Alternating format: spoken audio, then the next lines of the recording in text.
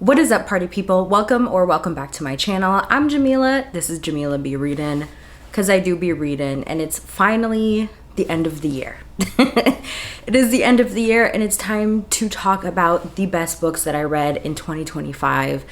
2025 in general, it was a year. It was not the best year for me, but it's over now. So hopefully we go into 2026 with a better year. My reading year also hasn't been particularly great. I just feel like I was reading very haphazardly. Like, I just kind of feel like I had no intention really behind a lot of the books I was picking up. And it made for a very meh reading year for me, as it has been for the last few years, to be quite honest. But I think this might be my lowest average rating year at a 3.38. Here's hoping 2026 is just a better year overall and a better reading year for me. But in any case, I still had some gems from 2025. I actually only had 4 or 5-star reads, but I have some other books that I really enjoyed that I'm going to be talking about. I am putting my top 10 in order.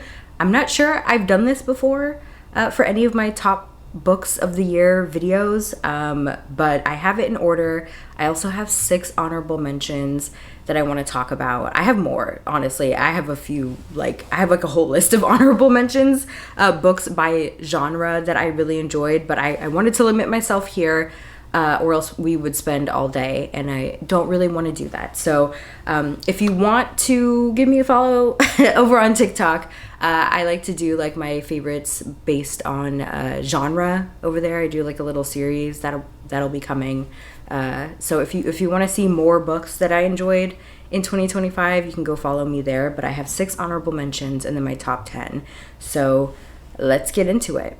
My honorable mentions are not in any ranking order, but my top 10 is, as I said.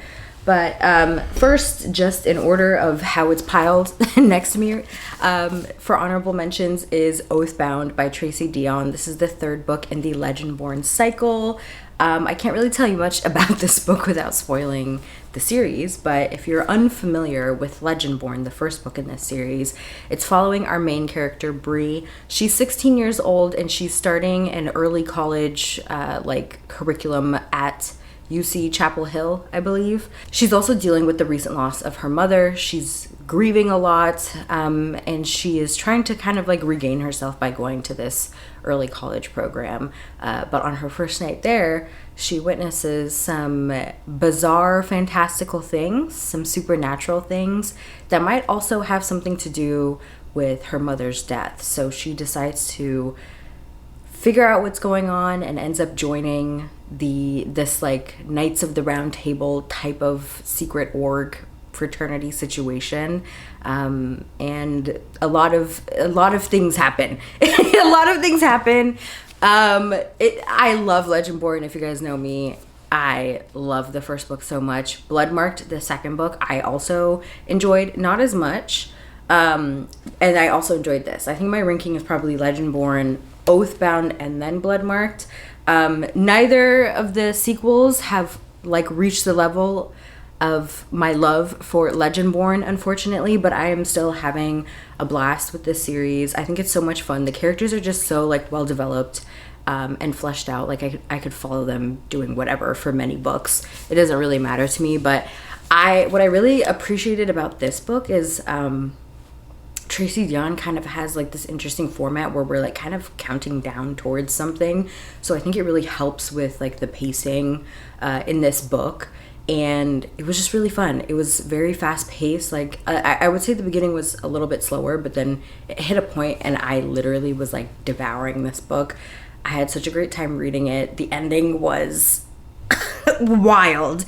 And I am just so excited for the 4th book. I think it's going to be the final book, if I'm understanding this correct. It was supposed to be a trilogy, and then it got expanded to a 4-book series. So I can't wait. I'm terrified of how this is going to end, but I absolutely enjoyed it. And if you enjoy YA and you're looking for something fun, definitely check out the Legendborn cycle. Next up for honorable mentions is the Fates Thread duology by Sophie Kim. The first book is The God and the Gumiho, and the second book is The God and the Guisen. This was like an unexpected delight for me. Like, this is exactly what I've been looking for in the kind of romantasy or fantasy romance subgenre. Again, if you know my tastes, you know that me and romantasy don't really get along, even though I desperately want to love it as someone that loves both fantasy and romance. I just often find that both the romance and the fantasy are really underdeveloped. But that was not the case in this. The God and the Gumiho, the first book, is following one of the main characters, Kim Honey.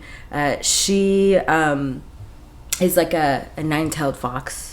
I should say this is like in Korea, but like an alternate plane of Korea. And there's like a bunch of like fantastical and mythological creatures from Korean folklore. And Kim Honey is like a nine-tailed fox. She is known as kind of like a serial killer. And then there's also Soka. I'm not sure if I'm pronouncing his name right. I hope I am. But Soka is a god. And he did something that cast him down. And he now has to like, I think, take out like a certain amount of these like bad creatures before he's let back in by his brother, who's like the king of all the gods. And then they have to work together, but he's also hunting her. I'm not doing a good job of explaining this. There's kind of a lot going on in this book, but they inevitably have to team up together. They do not get along. And she's also like working with him to figure out what he knows about her and the investigation that he's doing. So she's causing shenanigans. He's very grumpy. She's like sunshine in an unhinged way. And their dynamic is so much fun. I love them together. It was so good. The banter was so good. This was actually like a juicy kind of enemies to lovers situation. And the world building was just so good. This was like such an interesting world to be in. Like, I understood everything that was going on, and it felt like real to the world that it's building, you know what I'm saying?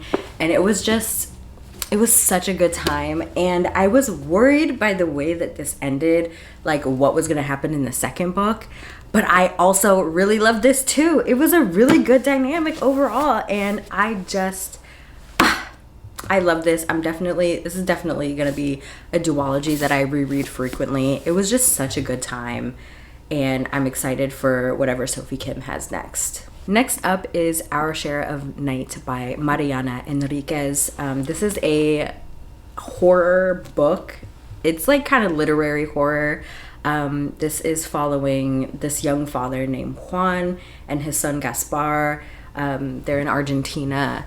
And they just recently Juan lost his wife, Gaspar lost his mother, and they're kind of dealing with this grief. But Juan specifically is trying to figure out like what happened to her. He also like has I'm like trying to figure out how to explain this without spoiling. Basically, they have to travel to her homeland, and they're kind of running away from her family. They have like a cult situation going on. There's some supernatural things going on.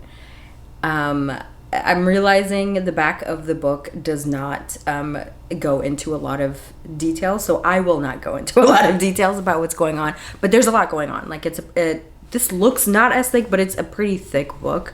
But they basically, go on this road trip, and they're also trying to figure things out. It also like jumps timelines a lot. Like we're going back and forth and then going into the future a lot too. So it's kind of all over the place, but I loved it. I'm really discovering that I am really vibing with Latin American horror. Like something about it, it's really hitting for me, and I just really love this. Like, it was such an interesting look at Argentine history. I feel like I learned a lot, and it prompted me to like look up some things too, which is always appreciated. And I just like really, the characters were so interesting, especially Juan. Like, he's not great, but he's not great because of his circumstances. Anyways, this is just a really good exploration of grief as well, and just like various relationships. What a weird book.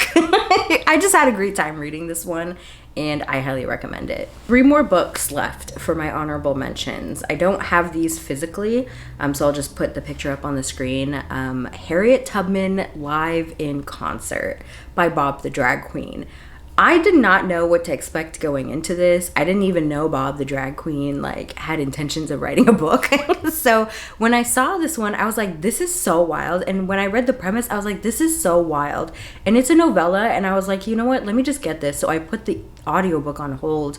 And again, I didn't know what to expect going into this. I never watched RuPaul's Drag Race. I know. I know. I'm not much of a competition, like reality competition show watcher. But I followed Bob the Drag Queen on like TikTok and social media for a long time. And I just think that they're so funny, but they have kind of like a little bit of a snarky, dry humor. So I think I was like expecting a little bit of that in this, but it was unexpectedly like very wholesome and earnest and heartwarming. Basically, it has a little bit of a speculative twist. So there's some sort of technology that's allowing ancestors to return.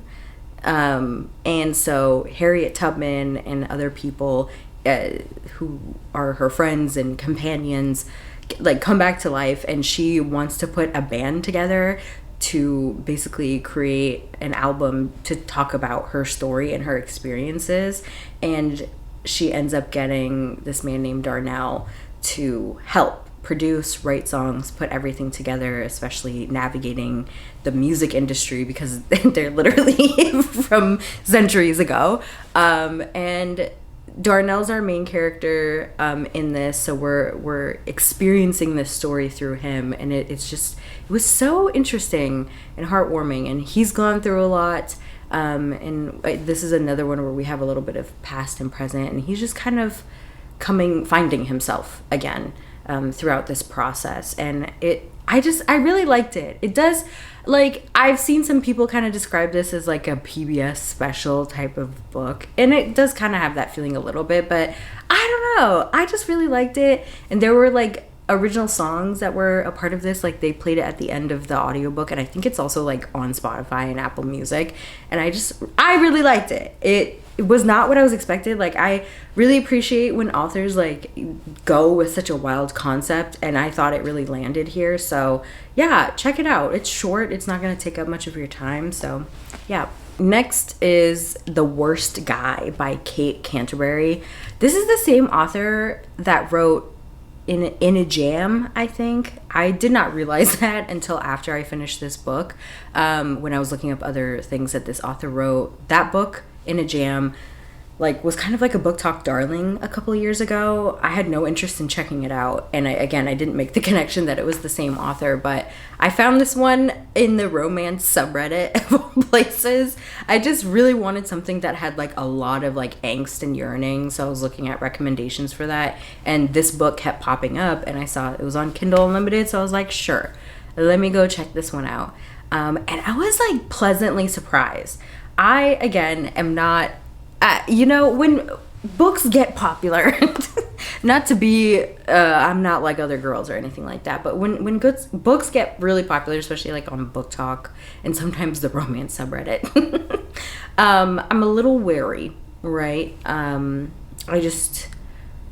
What I'm looking for in a romance is often not what other people are looking for in romance, so I didn't know what to expect going into this. And this was also a workplace enemies to lovers book, and I was like, I don't know about this. Like, maybe it'll be like a fun hate read, because I am not an enemies to lovers person, but especially in a real world setting at work, no, I don't want it.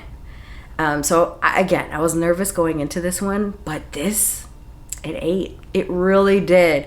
They hated each other, and they were kind of really shitty to each other, but it worked. Like, it's the type of thing where it's like, I understand what it is about each person that's like rubbing you the wrong way, but I also understand the other parts of the person that's like really drawing you two together and like making you guys compatible, even though that you're really snarky at each other. It's following these two doctors. I'm blanking on their names right now, but it's following these two doctors that work at an emergency room. One is like a general surgeon, the other's like a plastic surgeon. They just like got off on the wrong foot when they first met, and it's just been kind of downhill since then. And at the start of the book, the plastic surgeon is like coming to him angry about like a procedure that he did on a mutual patient, and then they end up getting into a heated argument, and like they break something, and then they end up being forced to do like couples therapy basically, or else like they're gonna get fired or something.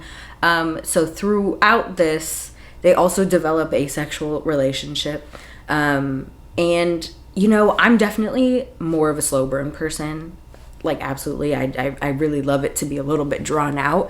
But I'm finding, and I think that it feels like kind of the theme of the romance books that I really enjoyed this year, is that I don't mind if the sexual, like, intimacy is happening earlier, if the actual romance is slow burn and we're, like, watching it develop. Do you know what I mean? Like, oftentimes I feel like a lot of authors are like, don't have to be frank, the skill set to really like draw out a relationship when they're already sexually intimate, and so therefore I tend to just prefer that the sex happens a little bit later, because I want the romance to develop a little bit more. But I think Kate Canterbury did a really good job here. Like, they are like pretty quickly having sex with each other, but like it gets I understand what's pulling them apart, and I understand what's bringing them together, and we really watch their romantic relationship and just getting to know each other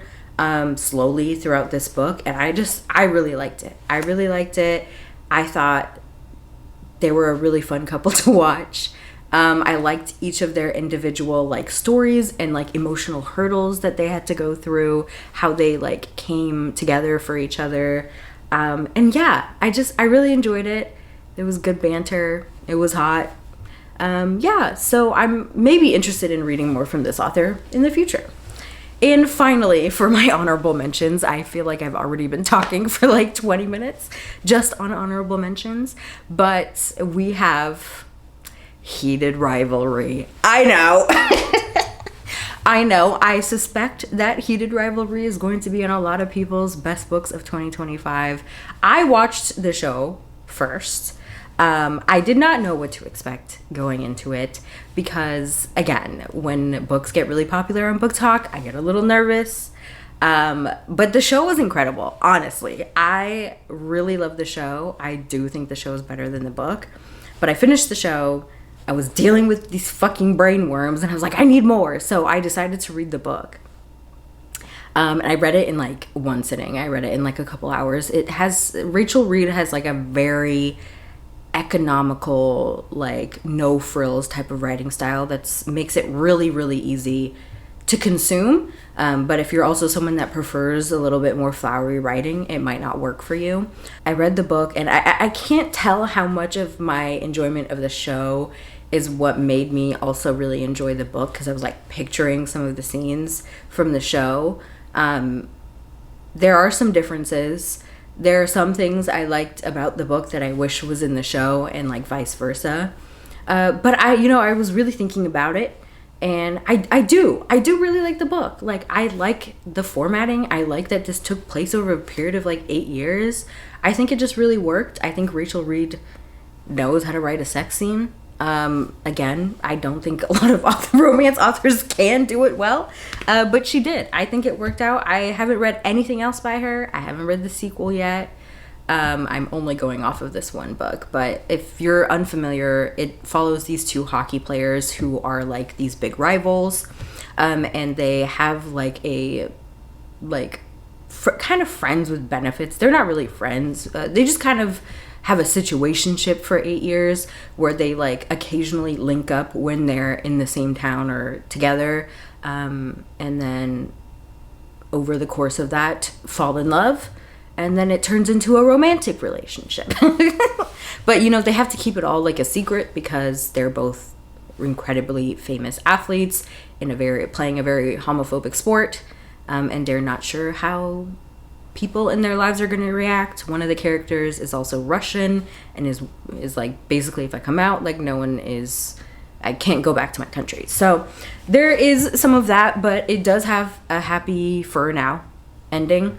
There is a sequel. I haven't read it yet again, so I'm assuming that's gonna have a happy for now, or a happy ever after. So but yeah, I really had a good time with it. I had a good time with the show. I'm just having a good time for the most part with most of the fandom. Some of these people are, you know, they're doing too much. They're being really weird, honestly. But you know, for everyone else, I'm having a good time. But those are all of my honorable mentions. It's already been 20 minutes of me rambling. Let's actually talk about my top 10 now. Starting in at number 10 is Make Room for Love by Darcy Liao. This is a indie sapphic romance with a trans main character. This is following Mira and Isabel. Mira is just coming out of like a pretty emotionally abusive relationship. She's also a grad student and is dealing with all of the troubles of being a grad student. She needs a place to live, and she comes across Isabel, who kind of saves her from her ex. And Isabel has an extra room, so they end up becoming roommates. They were roommates. And they kind of become friends, and then they become more, and it was just really cute. It was fun watching Mira like grow into her confidence, especially because she is like a part of like, I don't know if she's not the president of the union, but she's a part of like the union for the grad students, and she's like really involved in it, and we get to see a lot of that. And Isabel like has a lot of union experience because she's a construction worker. So it's really fun to watch them talk about that. Love unions. Hey, gotta love it.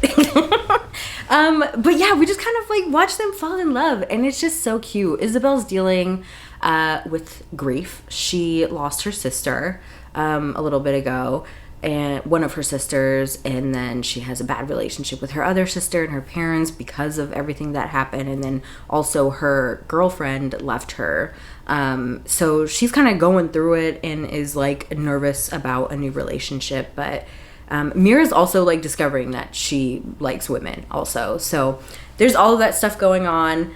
It feels like just like two normal people falling in love, and I really liked that. There was a lot of like slow, nice moments, warm moments. There was some spicy moments as well. But yeah, I really enjoyed it. I loved all the union talk. I just really liked that it felt like two regular people falling in love. I feel like a lot of the times, a lot of romance books can get a little outlandish. You got billionaires, you got princes, but it's like you got these two regular people living in New York, falling in love, dealing with their traumas, growing, becoming confident. And yeah, I really loved this one. I think this is one of my favorite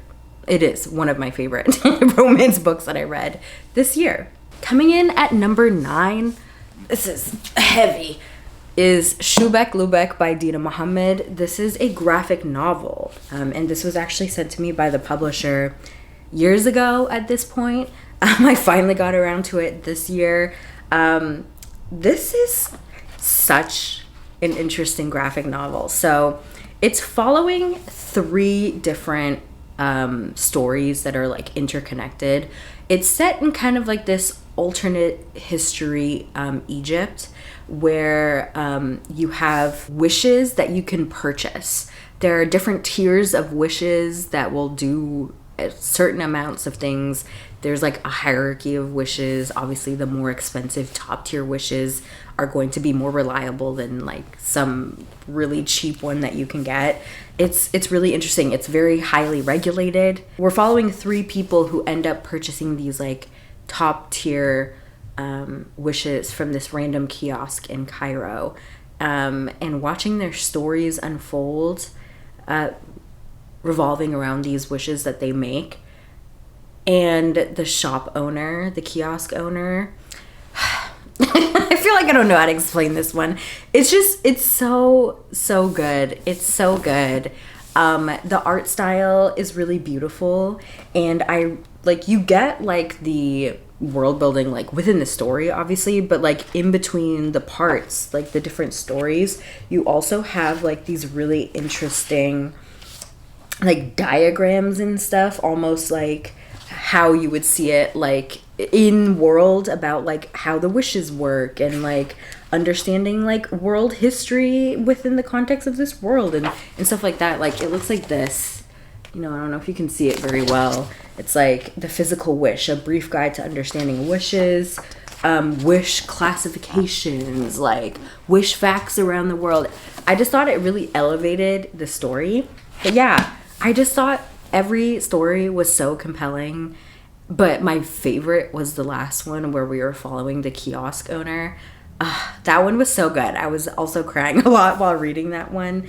And I think Dina Muhammad did a really good job of putting this all together. Like, I don't know if she's written or like drawn, I guess, put together anything else, but I really want to check out more from her. She wrote and illustrated this. I think it was originally written in Arabic, and then she translated it and published, and it got published in English here in the States. It's also read from right to left, because Arabic is from right to left, even though it's in English. So it's similar to like if you read manga, you'll have no trouble like with the format, because manga is also written or read from right to left. So, but this was just so good. It was so good, and I just love graphic novels. Coming in at number 8 is One Day Everyone Will Have Always Been Against This by Omar El-Akkad. This is a nonfiction book by this author. He has previously written fiction books. This is his nonfiction debut, and it's inspired by a tweet that he posted in, I think it was on October 25th, 2023, just 3 weeks after the bombardment of Gaza. He tweeted, "One day, when it's safe, when there's no personal downside to calling a thing what it is, when it's too late to hold anyone accountable, everyone will have always been against this." And that is kind of like the inspiration of this book.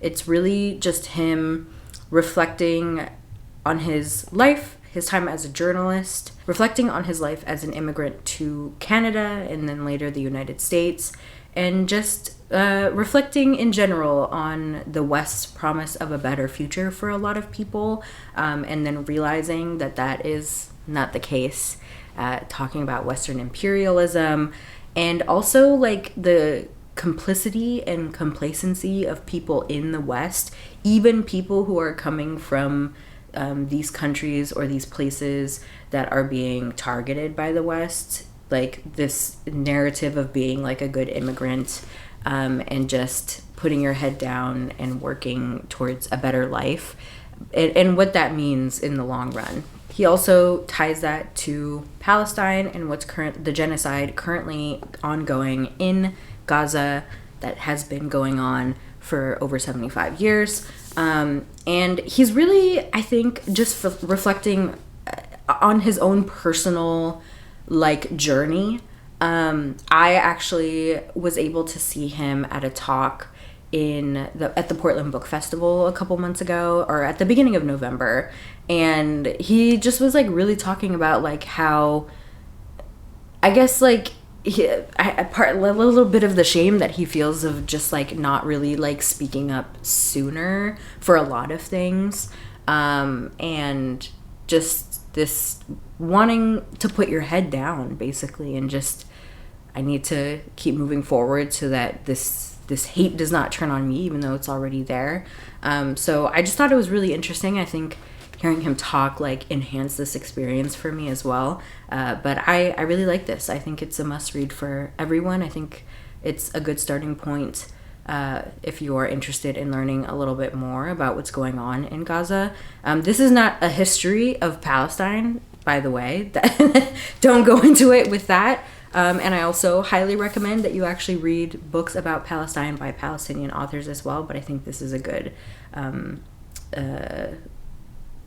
starting point, or a good side thing to include with that. So Speaking of Palestinian authors, number 7 is The Hollow Half, a memoir of bodies and borders by Sara Aziza. This is a memoir about this author. She's a poet and a journalist, and she is basically writing this memoir to talk about her family history, learning more about her family history. She's half white American, half Palestinian, and she has grown up in America and in Palestine and other Arab countries. She was also a journalist, and that's taken her across many different countries as well. But I would say the central focus leading through this book is her talking about her eating disorder and her disordered eating. It is very explicit, so if you are someone that is triggered by discussion of eating disorders, I would be very careful going into this one.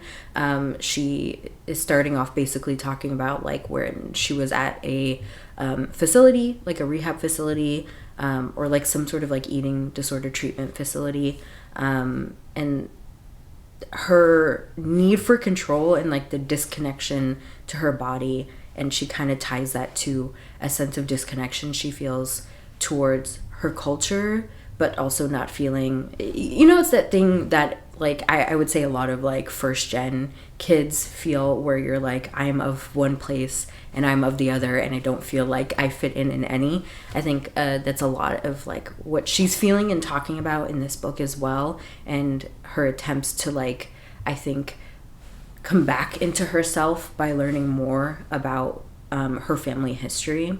This was a very intense read. I listened to the audiobook, but it's just so beautifully written. Her writing kind of reminds me of Hanif Abdurraqib.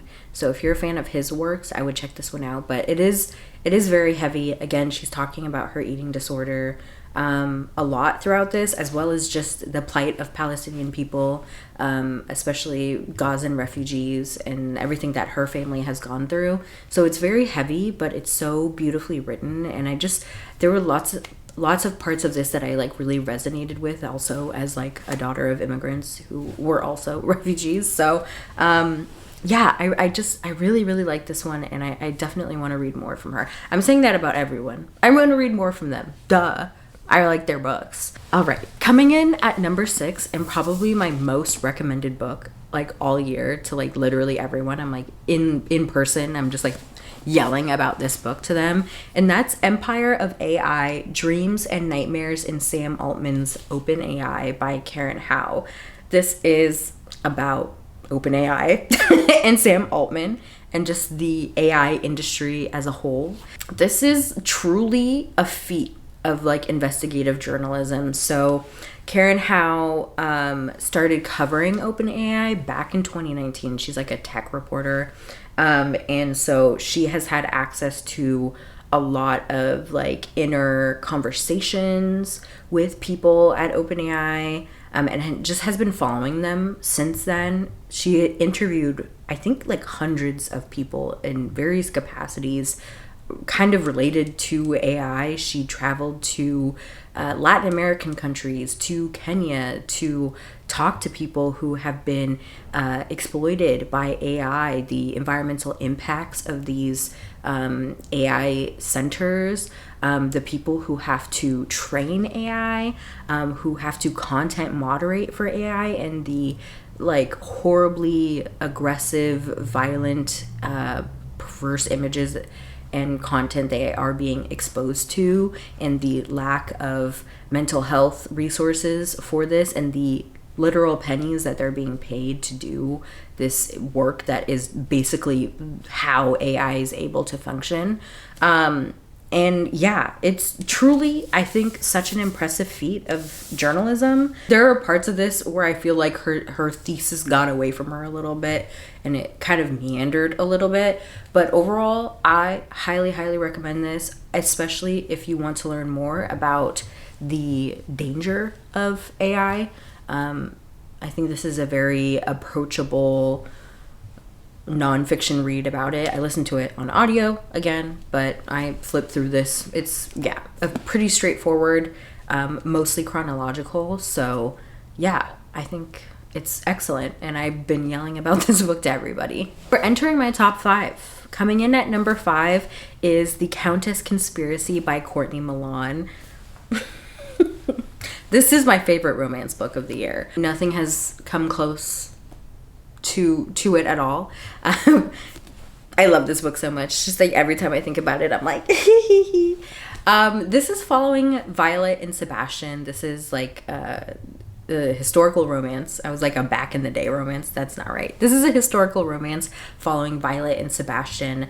Violet is basically a science, like, biologist genius. She is the Countess of Cambury.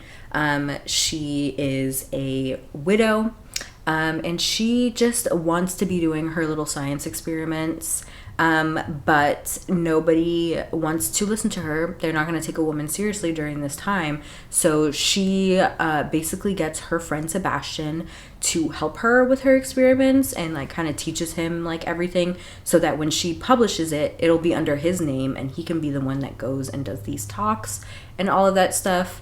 And she's fine for now not getting the credit, but she really is just so eager to have her research out there and to have like discussions, and Sebastian basically takes credit for this and helps her with this, but at the beginning of this, he's tired of doing this. He doesn't want to do this anymore. He I think he's also dealing with like his own things and like not feeling smart enough, so he's just like, I'm done. And then this kind of leads them to, she's like desperate to keep him doing this with her, and they end up falling in love. There's a hop, skip, jump until we get to the point where they fall in love. Obviously, I'm not going to tell you all about it. You have to read the book. But this is a friends to lovers. I love friends to lovers. You know what? All you friends to lovers haters, this ain't the page for you. Anyways, they discover that they have feelings for each other. They're going through things as people do. And it was just so good. The tension. Yeah. The yearning. It's delicious. There were points where I was like, you can cut a knife with the tension that's going on here. There's not a lot of spicy scenes in this. I would say it's like pretty like light spice. I can't even recall if there was any like full sex scenes in here, to be quite honest. But like the tension, like the way she wrote it, like delicious. It really was. I highly recommend, obviously. I loved this one. And it's really making me think I have to be reading more historical romance in 2026, because yeah, that's where it's at, I think. Okay, number 4 is Original Sins, The Miseducation of Black and Native Children and the Construction of American Racism by Eve L. Ewing. This is a nonfiction book about the education system in the United States and how it impacts Black and Native youth. Basically, she is arguing that instead of education being the great equalizer, like a lot of people claim, it's actually designed to do the opposite and to maintain the status quo. She basically does like this historical analysis about how our education came to be, our education system came to be, and how at every step it was intended to either assimilate indigenous people into Western America, to control and subjugate Black kids, and to, again, assimilate them as well into what is expected of a Western society. Also, like, talking about, like, the school to prison pipeline, and again, how that's intentional and all that stuff. And I just think that it was super well done. I just thought it was great. This was a 5-star. We've reached the point where it's like my 4 or 5-star reads of the year.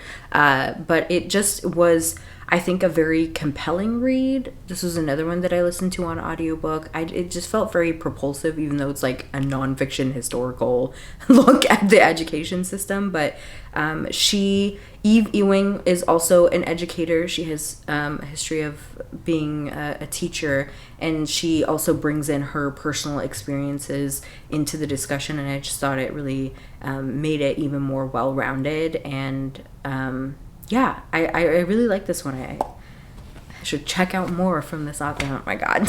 Here we go again. Me just constantly saying for every one of these, I should read more from them.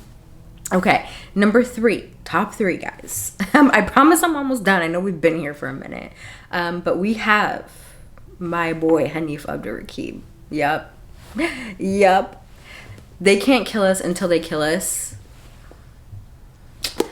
You know, I think last year, around November, I read a Hanif Abdurraqib book, my first one. I think it's going to be like a November tradition. I have one more book from him to read. I think he has a lot of, some other little things that he's written, but I have, Little Devil in America to read. I'm probably going to save that for next November. It just feels like a good time. Keep the tradition alive, and it'll probably make it onto my top 10 books of next year as well. I'm just saying that right now. This is a collection of essays where he is talking about music, and I feel like I feel like such a horrible writer and talker when I'm trying to describe his books in general too, but especially because he's just like such a fabulous writer. Like truly, I think he might be my favorite writer of all time. The way that he's able to just express his love for various parts of culture, to express his thoughts and feelings. Like I'm jealous. I want to be able to do it the way that he does. I don't even really care about writing. I don't want to be a writer, but truly I'm just I would love to be able to express myself in the same way that he's able to. But he's basically looking at music and music videos and culture and his life and all of that stuff, and it's so good. I think my favorite essay is actually towards the end on summer crushing, and he uses How Will I Know by Whitney Houston as kind of the anchor of talking about having a crush and falling in love. And I just remember just sitting there cheesing, just smiling while I was reading this. It was so good. I want to read a small section of this for you because you need to understand, because I'm not able to explain it to you. Falling in love can be an isolating act, even if another person is present while it's happening.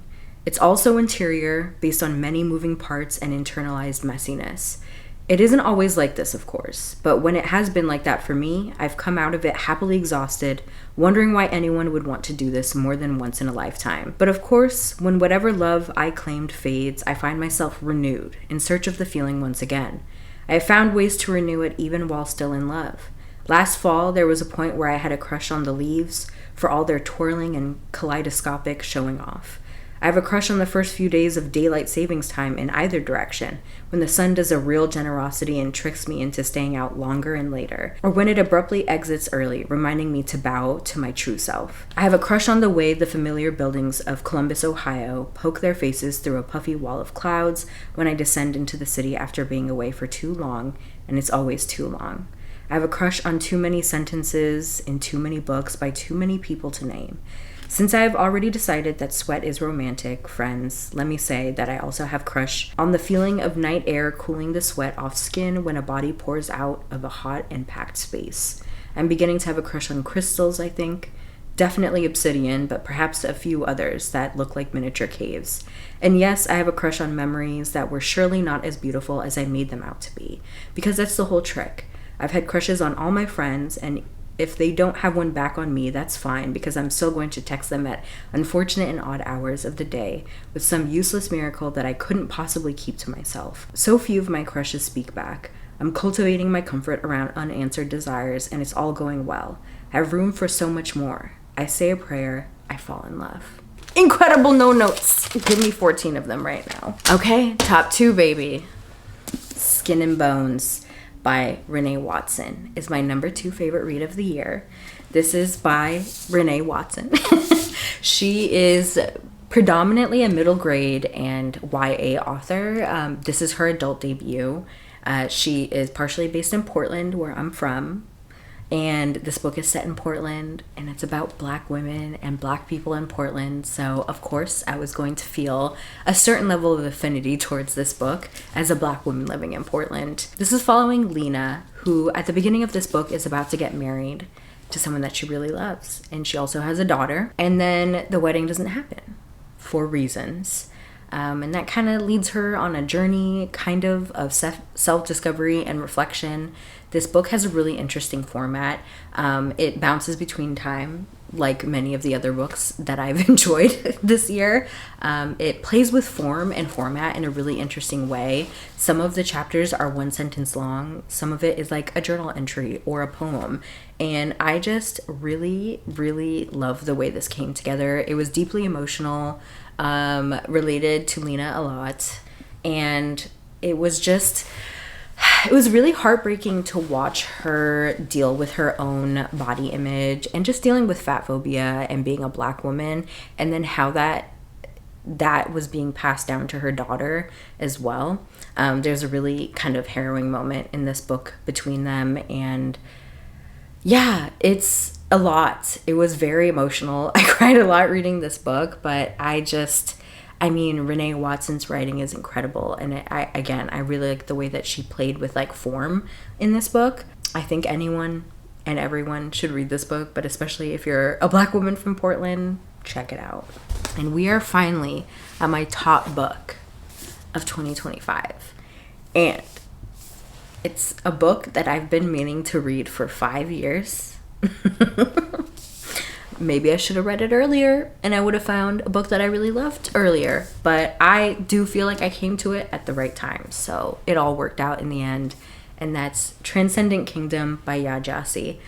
She is the author of Homegoing, another book that I loved and made it to my top 10 book favorites of the year that I read it. I think it was in 2020. And like I said, I've been meaning to read this book for 5 years. I've had it on my shelves for 5 years.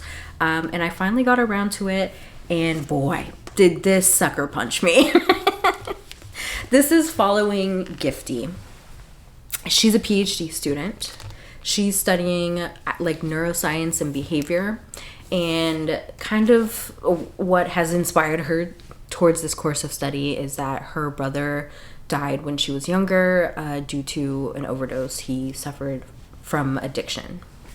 And her mother also has had some pretty serious mental health issues, particularly stemming from the death of her son, but also just life in general. So that's kind of what prompted Gifty and kind of towards this course of study. This book is also playing with form. It's also a book that jumps between timelines a lot. I think you can see a common theme of the type of book that I really enjoyed this year. But we're watching Gifty as she's like, again, reflecting on her life as she's trying to do her studies and her experiments and have a breakthrough and meeting and making new friends and a relationship and watching why previous relations didn't work out, her relationship to her family and to her brother. I think this book really humanizes addiction. I feel like, it gave us both the perspective of someone who is watching a loved one having addiction and then kind of giving us insight into someone that does have addiction. It's not like from her brother's point of view at any point, but I just really love this one and I cried a lot, as I do. If a book makes me cry, I'm probably really gonna like it. Not always. I don't really tab books, but I did tab some lines here. The writing's just really beautiful. This has solidified Yaa Gyasi as a favorite author for me. Incredible. I'm ready for the next thing. I am. I promise I won't wait 5 years to read it. But those are all of the books that I loved this year. Not all of them. It's my top 10 and a few honorable mentions. And like I said, if you'd like to see some more honorable mentions, I'll be talking about it over on TikTok. But I know I've been MIA. I mean, it's kind of a part of my brand to be inconsistent on here at this point. 2025 just kind of kicked my ass. It did. Work was insane. This year has been insane for immigration, as you all can imagine. It's been a lot. I've had some health issues that I've been dealing with. I've been traveling. There's been some good things too. Friendship, my family, traveling. I had some good times and I had some bad times. It's been a lot. I say every year I hope to be more consistent. I say that again. We'll see what happens. Life gets away from you sometimes, but I would love to know what y'all's favorite reads of the year were. Leave them down below. Have you read any of the books that I talked about? Let's chat, and I hope y'all have a great and wonderful new year.